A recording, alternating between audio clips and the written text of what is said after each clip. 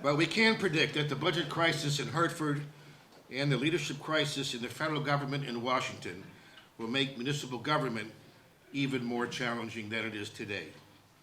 But I'm certain that these challenges will make Norwalk's need for a mayor who embraces the future greater than ever, and that is why today I'm honored to join with all of you today to say we must do all we can to re-elect as the next mayor of Norwalk, Harry Rilling.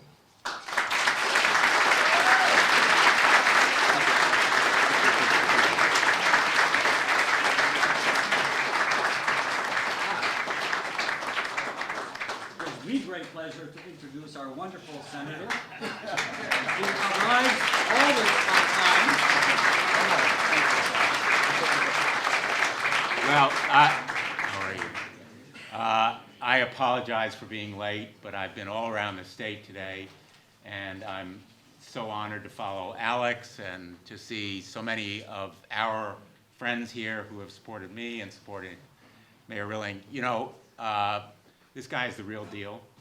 He is a public servant to the core at a time when a lot of politicians are sort of packaged and managed.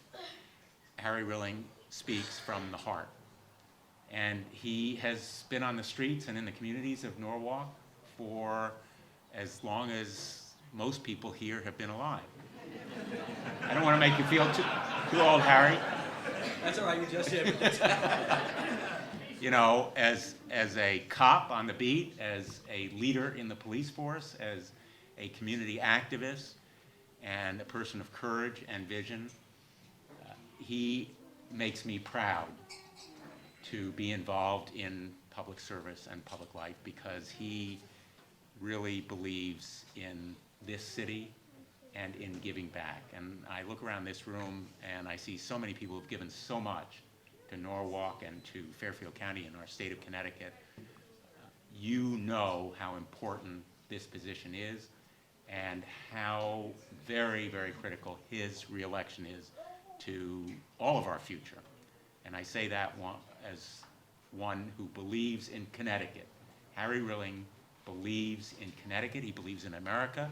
He is not about to adopt a dark view of this nation. He is positive and optimistic, and he believes in leading from hope and vision, not from hatred and fear. And so this election is so important to our future in this state and our nation, as are all of our local races. And I see David Martin from Stamford, who is with us, a great partner. Harry Rilling is part of a team, and he knows what it's like to be part of a team, and I am honored and proud now to introduce Harry Rilling. Thank you so much.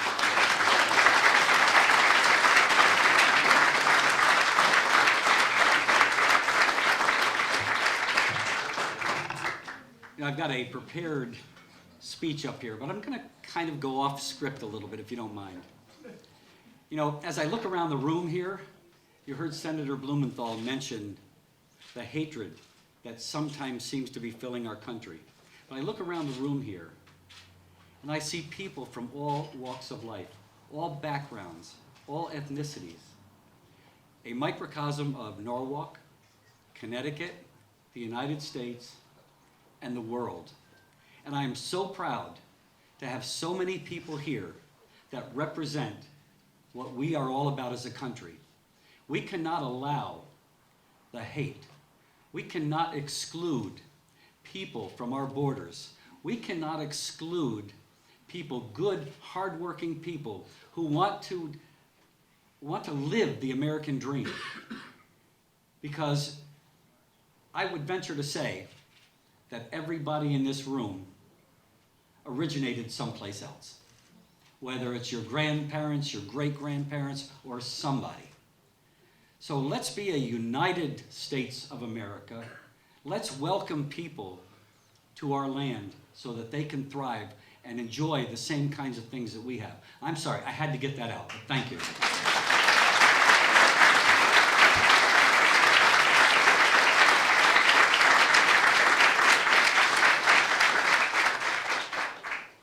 You know, when in February of 2013, I embarked on this journey, so many of you here today were with me then, and you've been with me all the way, and I truly, truly appreciate that. And as Mayor Zullo, Mayor Collins, Mayor Knopp, and Senator Blumenthal said, so many people in this room are the reason that Norwalk is great. And I am really proud to have you as a part of my team. And everybody in this room has at one time or another helped me in the duties that I have. Now, I mentioned 4 years ago when we embarked on this journey together. And I hit on 4 kind of important things that I was going to focus on in my election. One of them was the economic development for the city of Norwalk, education, public safety and quality of life issues, and civility in government. I'd like to talk about that for just a little bit.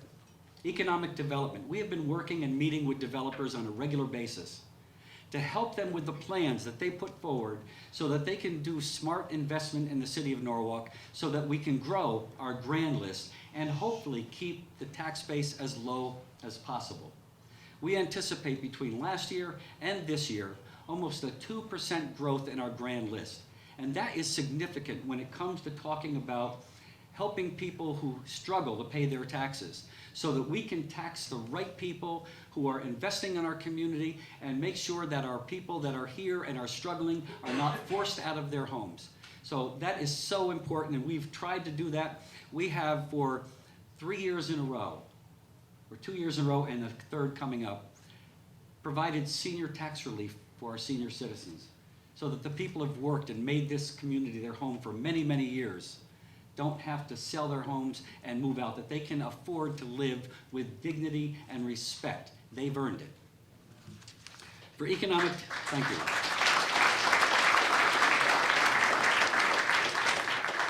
For economic development, we have worked with businesses trying to keep them here and trying to encourage other businesses to come into Norwalk and make Norwalk their home. And you know what? We've been very successful. We have Xerox here. We're working with CPTV, looking to opening a place on Wall Street, which would be an absolute amazing thing and work very, very well with the Wall Street Theater. GGP, as you know, the Sono Collection. They're building a Class A mall down on West Avenue that's going to bring lots of jobs and lots of people into Norwalk. GE, we were able to keep 500 jobs in Norwalk from GE when they moved to Boston. We're working with Head of the Harbor North and South, POCO, Waypoint, High Point, Glover Avenue Development. I mentioned them all. Washington Village. You know, all you have to do is look around Norwalk and see what's happening. I don't need to stand here and tell you all the things that are going on.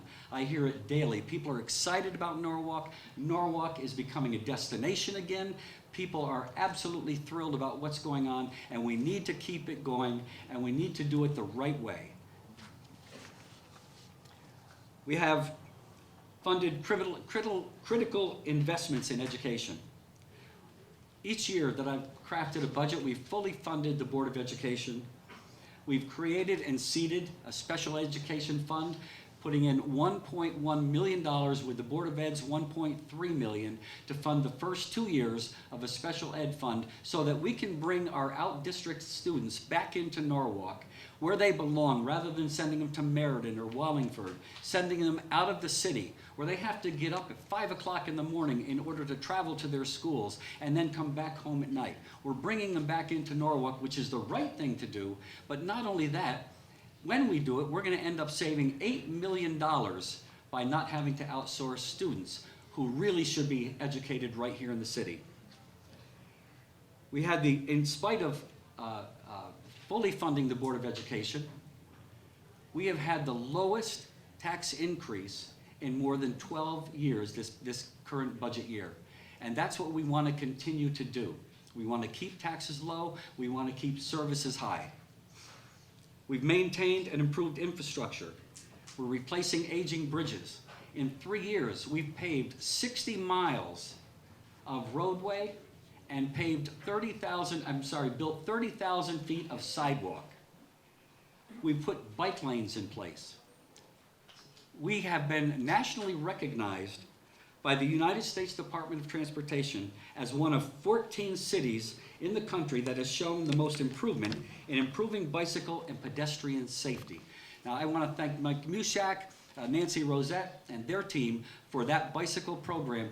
They have put together a master plan of bike lanes in the city of Norwalk that is the envy of other communities.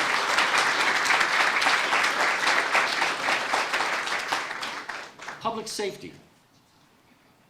I'm not allowed to give the exact figure, but let's suffice it to say that I am very confident that we will experience in this year, 2016 compared to 2015, a double-digit reduction in serious crimes in the city of Norwalk.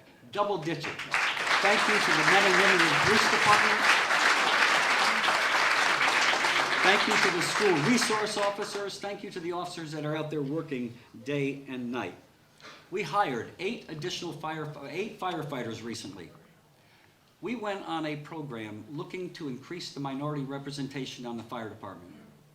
Of the 8 people we hired, 3 of the firefighters were people of color and 1 was a woman. So we will be investing in our schools. We know that our schools that are 110% capacity, and a lot of the schools that are that we're using right now are in a tremendous state of disrepair. We need to focus on repairing those schools and then start building new ones. The walk bridge. We didn't just stand by while the Department of Transportation came down and says, you do this, you do that, you do this. We are at the table hours and hours and hours each week. We have meetings with the Department of Transportation telling them, you're going to mitigate this to the greatest degree possible because we don't want a negative impact on our community. We don't want our business community to lose business, to go out of business because they can't sustain when the walk bridge is being built. So we are at the table hour after hour after hour working on behalf of our citizens, making sure that we get it done, but we get it done right. Library expansion and parking.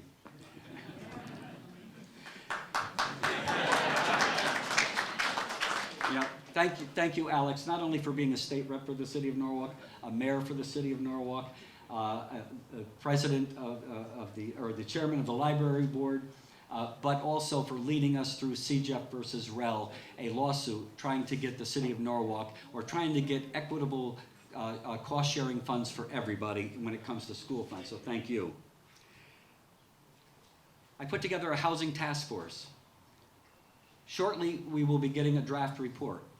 There are individuals, affordable housing is wonderful, but a lot of people in Norwalk can't afford affordable housing. We need to protect against gentrification.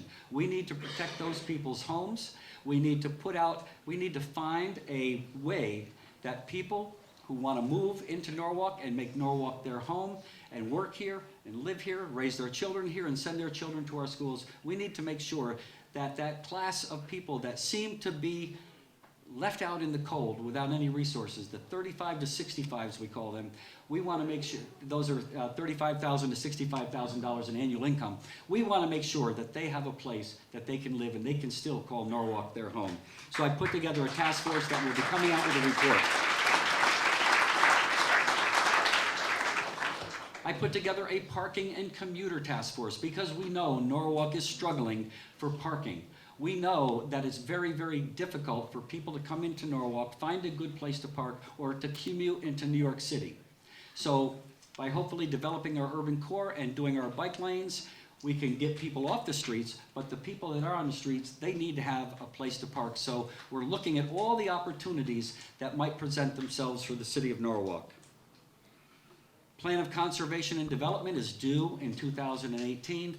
I have approximately 35 volunteers working together to go over the existing POCD, to look at what is still relevant, what is not relevant any longer, what's been done, or what needs to be done. Where we come up really short is in the area of environmental conservation, and we want to make sure that we attack that and we make sure that we reduce our carbon footprint and we become good, responsible citizens of this world.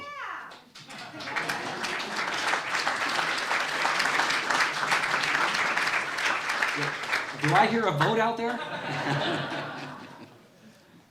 Been a lot of talk about the Wall Street Station.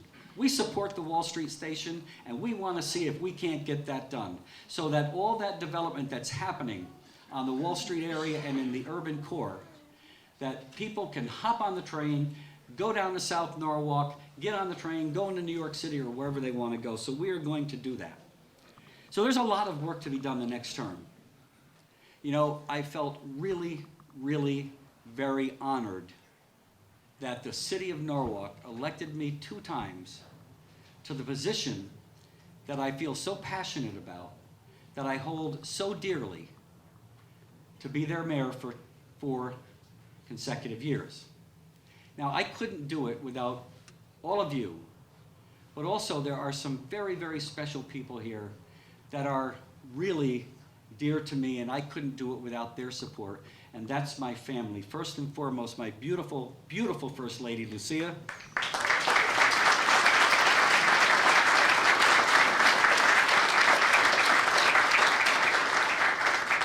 I have my daughter Melanie here. My son Stephen.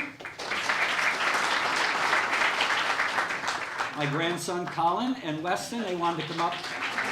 They said they wanted to be in a picture.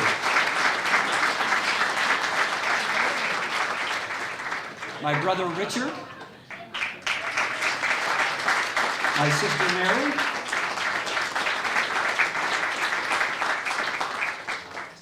Mi suegro and mi suegra, Luis and Carmen, my mother-in-law and father-in-law.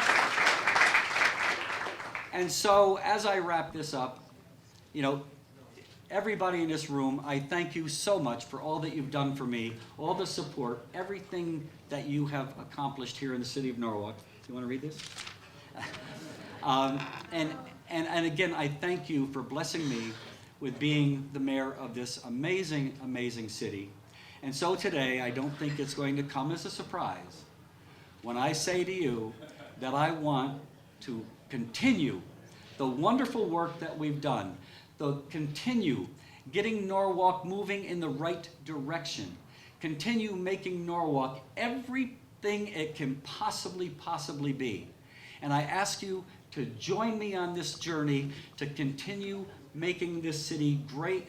I thank you for being here. I am announcing that I am seeking a 3rd term as the mayor of this amazing, amazing, amazing city of Norwalk.